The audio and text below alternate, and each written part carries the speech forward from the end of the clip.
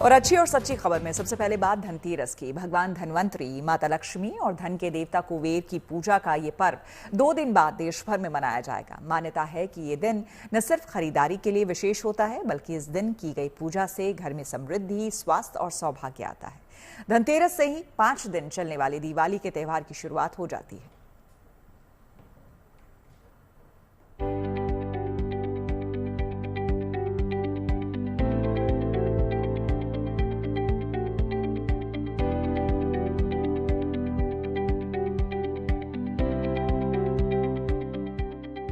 भगवान धनवंतरी, मां लक्ष्मी और धन के देवता कुबेर की पूजा का पर्व धनतेरस आने वाला है।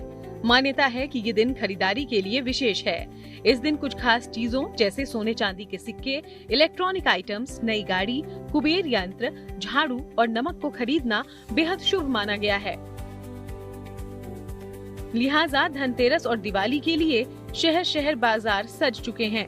ये बाजार ग्राहकों से पूरी तरह गुलजार हैं। तस्वीरें मुंबई के जावेरी बाजार की हैं, जहां धनतेरस और दिवाली की रौनक देखते ही बन रही है। त्योहारों के इस खास मौके पर जावेरी बाजार वेलफेयर की ओर से जेम्स एंड ज्वेलरी एग्जीबिशन का आयोजन किया गया। धनतेरस और दिवाली की किस तरह से तैयारी हो रही है, ये तस्वीरें दिखाने की कोशिश हम कर रहे हैं। इस समय मौजूद हूं साउथ मुंबई के जावेरी बाजार में, जो सबसे ज्यादा प्रसिद्ध है सोना चांदी के व्यापार के लिए।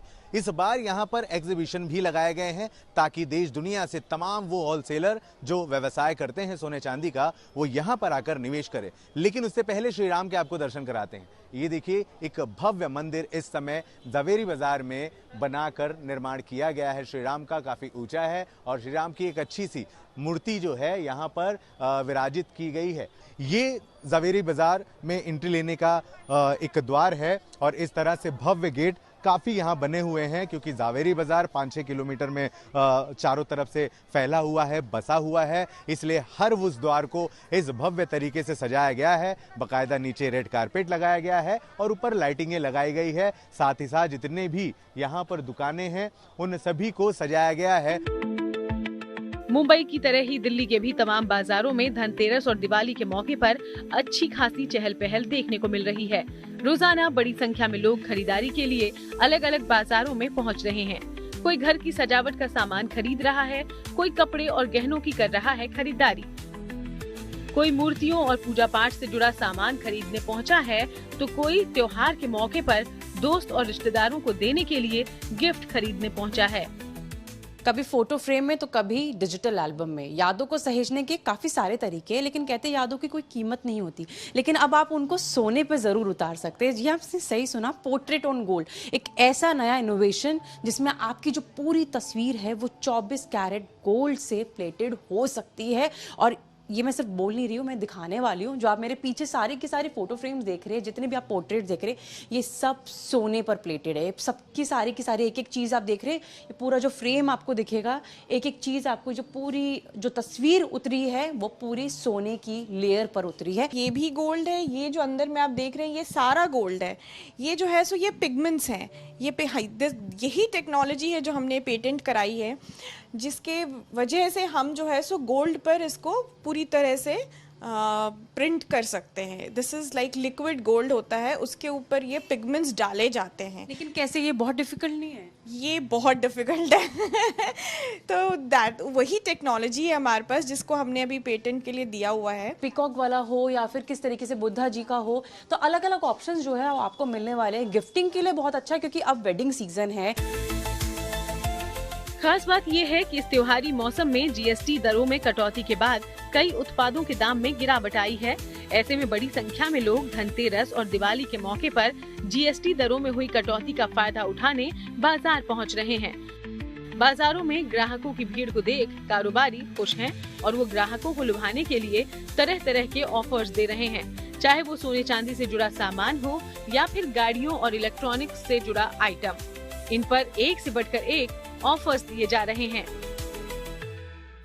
हर घर में जो एक चीज है जो लगभग हर किसी के घर में आती है, वो है सोना या चांदी। भले ही वो कोई आभूषण हो या मात्र एक छोटा सा सिक्का हो, पर हर कोई प्रेफर करता है कि अपने घर में वो एक चीज लेके आ सके।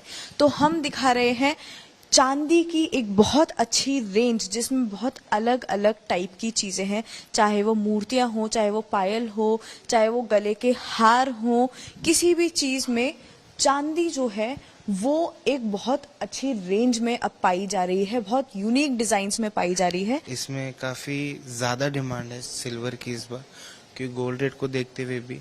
तो गोल्ड के लिए जैसे मैंने आपको बताया था, अब चांदी के अंदर भी हमने जो है काफी नई वेराइटीज, जो चांदी और जो ट्रेडिशनल सेट्स बनते थे, वो सिल्वर पायल्स, chains, silver artifact, silver utensils, ये सब का हमने नया स्टॉक बहुत ही अच्छा और ट्रेंडिंग डिजाइन के साथ अपने अभी लॉन्च किया है।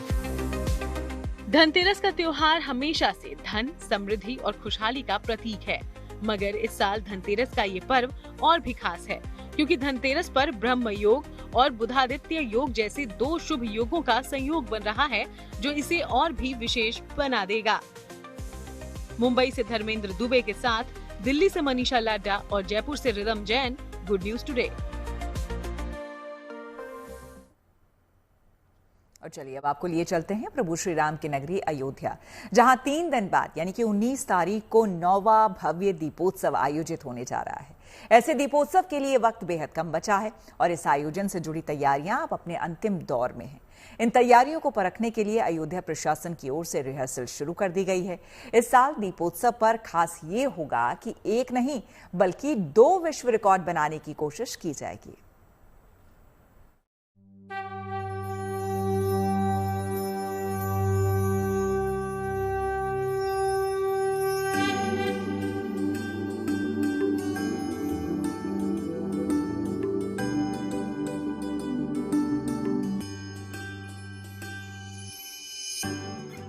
रोशन हो उठी हैं अयोध्या की गलियां, रंग बिरंगी रोशनी से जगमगा रहा है सरयू का पावन तट और घाटों पर बिछने लगे हैं दिए। ये तैयारी बता रही है कि इस साल दीपोत्सव का आयोजन कितना भव्य और शानदार रहने वाला है। इस साल अयोध्या नगरी में 9वें दीपोत्सव का आयोजन 19 अक्टूबर को होने जा रहा है, यानी 3 दिन बाद दुनिया एक बार फिर अयोध्या के भव्य दीपोत्सव का साक्षी बनने जा रही है। सरयू तट पर सजावट के साथ साथ मेहमानों के बैठने के लिए मंच और दर्शकों के लिए कुर्सियां बिछाई जा रही हैं। हम उस मंच पर खड़े हैं अयोध्या के, जहां पे उत्तर प्रदेश के मुख्यमंत्री योगी आदित्यनाथ रहेंगे। इसी मंच से वो देखेंगे अयोध्या का दीप उत्सव, और जो है यहीं पे वो कुर्सियां लगाई गई हैं जो उनके साथ रहेंगे, और यहीं से लोग बैठ के दीप उत्सव का नजारा देखेंगे।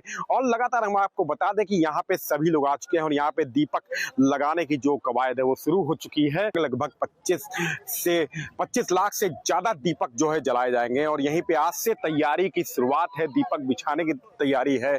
और यहाँ पे वॉलंटियर हैं जो कि इस स्थान पर जो है यहाँ पे दीपक बिछाना शुरू कर दिए हैं। 18 तारीख से लेकर 20 तारीख तक का ये उत्सव मनाया जाएगा, दीप उत्सव का ये माहौल है। और आप देख रहे हैं किस तरीके से जो बच्चे हैं वो दीपक का लगा रहे हैं और उसको सजाने संवारने में लग चुके हैं। पहला एक्सपीरियंस है और हमें अच्छा लग रहा है। अभी बच्चे कम आए पर कल और बच्चे आ जाएंगे तो और अच्छा लगेगा। मैं 5-7 मिनट में एक ब्लॉक हम लोग तैयार कर दे रहे हैं, वो 3 ब्लॉक हम लोग ही तैयार किए हुए हैं। बहुत अच्छा लग रहा है। एक ब्लॉक में आपको 16x16 का ब्लॉक है, 256 दिए एक ब्लॉक में है। इस साल सरयू तट के 56 घाटों पर 26 लाख दीपों को जलाने के लिए 28 लाख दिए बिछाए जाएंगे। पहली बार लक्ष्मण किला घाट को भी दीपोत्सव में शामिल किया गया है, जहां दीपोत्सव पर 4.25 लाख दिए रोशन होंगे। यानी लाखों की संख्या पर जब ये दिए 19 तारीख की शाम को एक साथ रोशन होंगे तो पूरी रामनगरी लाखों दीपों की अविरल ज्योति से जगमग हो उठेगी। खास बात ये कि 19 तारीख की शाम को सरयू तट पर एक नहीं बल्कि 2 विश्व रिकॉर्ड बनाने की कोशिश होगी।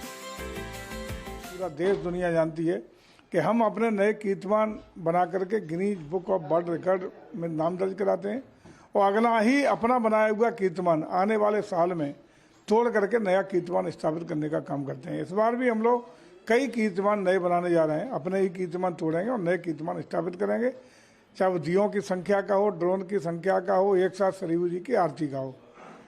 और मैं समझता हूँ कि अयोध्या की धरती से सनातन संस्कृति अपनी विरासत का एक नया संदेश पूरे विश्व के लिए जाएगा।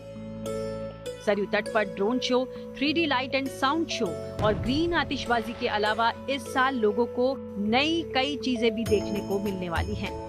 बताया जा रहा है कि क्राउड मैनेजमेंट के लिए इस बार तकनीक का सहारा लिया जाएगा और AI कैमरास की मदद से भीड़ का हेड काउंट किया जाएगा। इसके साथ ही स्थानीय उत्पादों की भव्य प्रदर्शनी भी आयोजित होगी, जिसमें स्वयं सहायता समूह, ODOP और संस्कृति विभाग की ओर से अयोध्या में बनने वाले पारंपरिक उत्पादों को प्रदर्शित किया जाएगा। इसके अलावा दीपोत्सव की शोभा यात्रा में 22 भव्य झांकियां और देश भर से आए कलाकार अवधी और भोजपुरी भजन और लोक संगीत की प्रस्तुतियों से लोगों को मंत्रमुग्ध करने वाले हैं। दीपोत्सव कार्यक्रम के अंदर कुछ नवीन चीजें भी इस बार इंट्रोड्यूस करी जा रही हैं। जो ड्रोन शो होता रहा है, जो पिछले वर्ष भी हुआ था, जिसमें संख्या 500 थी, इस बार 1100 ड्रोन एक साथ अलग अलग उनकी 10 आकृतियां हमें देखने को मिलेंगी। इसके साथ ही AI कैमराज रहेंगे जो कितनी भीड़ आ रही है उसका एक क्राउड मेजरमेंट डेटा भी अपने आप में प्रोड्यूस करेंगे।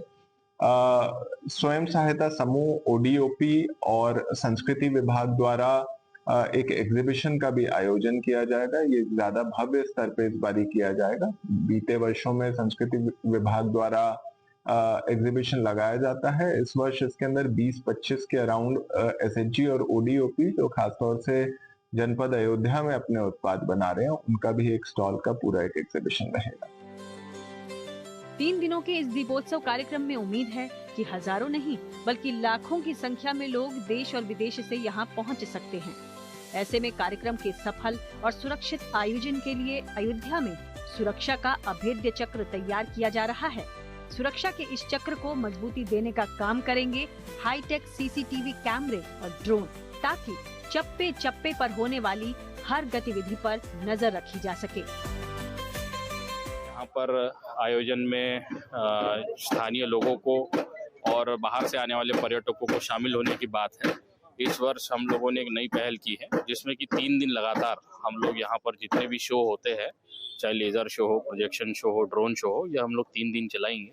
18 तारीख, 19 तारीख और 20 तारीख। पहले ये केवल दीपोत्सव के दिन होता था, जिसकी वजह से इसको देखने के लिए काफी बड़ी संख्या में भीड़ यहाँ आती थी। बट इस वर्ष ये निर्णय लिया गया है कि 18, 19 और 20 को ये तीनों दिन ये सारे शोज होंगे और लोग यहाँ पर आके उसका आनंद ले पाएंगे।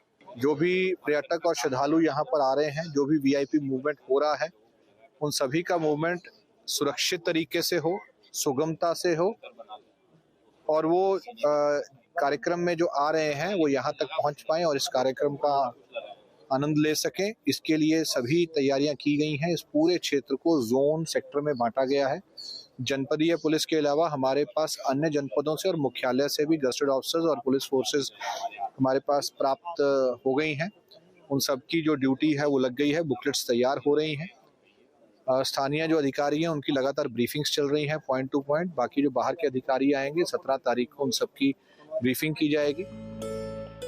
दिवाली के मौके पर अयोध्या में बीते 8 सालों से हो रहा दीपोत्सव का ये आयोजन अब एक बड़े पर्व का रूप ले चुका है, जिसका बड़ी बेसब्री से इंतजार सिर्फ अयोध्या वासी ही नहीं बल्कि देश और दुनिया भर में मौजूद हर राम भक्त करते हैं। और 3 दिन बाद लोगों का ये इंतजार खत्म होने जा रहा है। अयोध्या से मयंक शुक्ला के साथ bureau report, good news today. और अब बात उस स्वदेशी पैराशूट की, जिसकी ऊंची उड़ान देखकर हर देशभक्त भारतीय गर्व महसूस कर रहा है। 32,000 फीट की ऊंचाई पर मेड इन इंडिया का डंका बजा है। DRDO के वैज्ञानिकों की करीब 2.5 साल की कड़ी मेहनत के बाद मिलिट्री कॉम्बैट पैराशूट सिस्टम भारतीय वायुसेना के टेस्ट में पास हो गया है।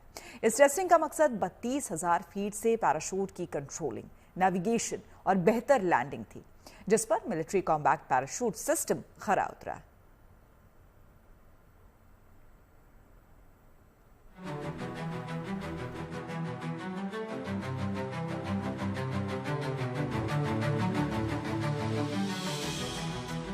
आम से दिखने वाले ये पैरा ट्रूपर भारतीय वायुसेना के जाबाज हैं, जिन्होंने पूरी तरह से स्वदेशी मिलिट्री कॉम्बैट पैराशूट के भरोसे 32,000 फीट यानी 9 किलोमीटर की ऊंचाई से वायुसेना के विमान से छलांग लगा दी।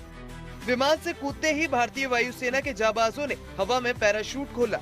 पश्चिम बंगाल के पानागढ़ के आसमान से भारतीय वायुसेना के विमान से सबसे पहले विंग कमांडर विशाल लकेश ने टेस्ट पैराशूट के साथ जमीन का रुख किया।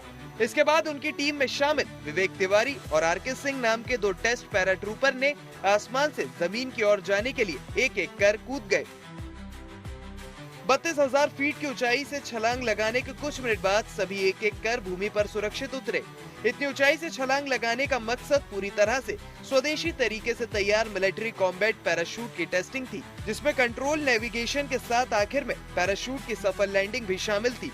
देश में ऐसा पहली बार हुआ कि 32,000 फीट की ऊंचाई से किसी सैन्य लड़ाकू पैराशूट प्रणाली का सफल परीक्षण किया गया। भारत की सैन्य क्षमताओं को बढ़ाने के लिए डीआरडीओ लगातार नए परीक्षण कर रहा है और इसी कड़ी में अब डीआरडीओ ने 32,000 फीट की ऊंचाई से एक खास तरह का military combat parachute system launch किया है। ये पैराशूट सिस्टम इसलिए खास है क्योंकि 25,000 फीट तक की ऊंचाई पर जो सैनिक डिप्लॉयड हैं या जहां डिप्लॉयमेंट्स होने हैं वहां पर किस तरह से कम वक्त में पैराशूट की मदद से सैनिकों को भेजा जा सकता है, उस लिहाज से ये खास तरह के मिलिट्री कॉम्बैट पैराशूट सिस्टम्स बेहद अहम हैं और भारत के पास अब तक इतनी ऊंचाई पर उतरने वाले इस तरह के कॉम्बैट मिलिट्री पैराशूट सिस्टम्स नहीं थे। डीआरडीओ यानी defence research and development organisation की वजह से ये स्वदेशी मिलिट्री कॉम्बैट पैराशूट अस्तित्व में आया है, जिसे आगरा में मौजूद डीआरडीओ की testing lab aerial delivery research and development establishment और बेंगलुरु की defence bio engineering and electromedical laboratory ने मिलकर बनाया है।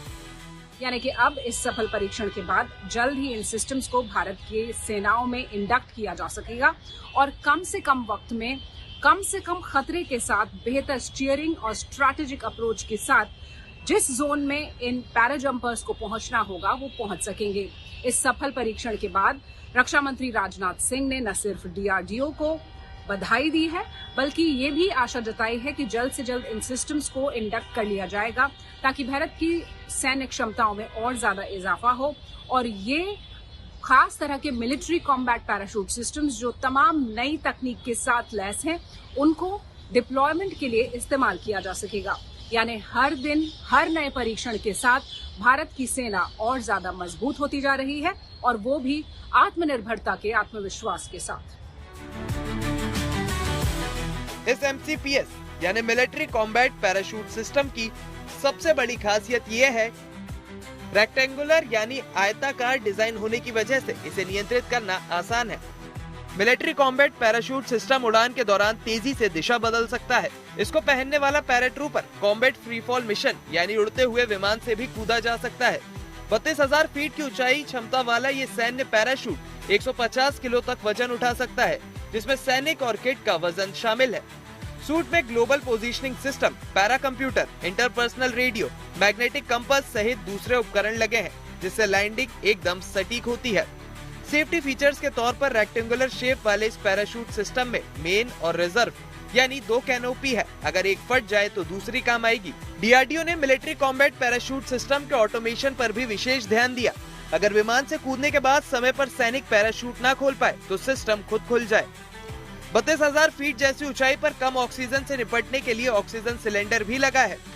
दिन के उजाले के साथ रात के अंधेरे में भी ये सैन्य पैराशूट बेहतर तरीके से प्रभावी है। इसके लिए नाइट विजन हेड गियर लगाया गया है। 32,000 फीट की ऊंचाई से आसानी से कूदने के बाद जमीन पर उतरने की रफ्तार 280 किलोमीटर प्रति घंटा होती है।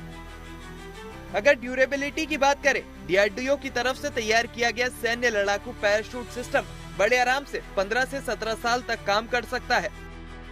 डीआरडीओ के वैज्ञानिकों ने 2.5 साल की कड़ी मेहनत और रिसर्च के बाद ये मिलिट्री कॉम्बैट पैराशूट तैयार किया है, युद्ध या फिर दूसरे सैन्य ऑपरेशन के दौरान जिसका इस्तेमाल किया जा सकता है। खासकर इससे हिमालय जैसे क्षेत्रों की दुर्गम चोटियों में उतरने में आसानी रहेगी। अभी तक भारत के पास 25,000 फीट की ऊंचाई से सैनिकों के कूदने के लिए सैन्य लड़ाकू पैराशूट प्रणाली मौजूद था, लेकिन 32,000 फीट की ऊंचाई से पहली बार सफल परीक्षण के बाद उसकी गिनती अमेरिका और चीन जैसे विकसित देशों में होने लगी है। दिल्ली से शिवानी शर्मा के साथ bureau report, good news today.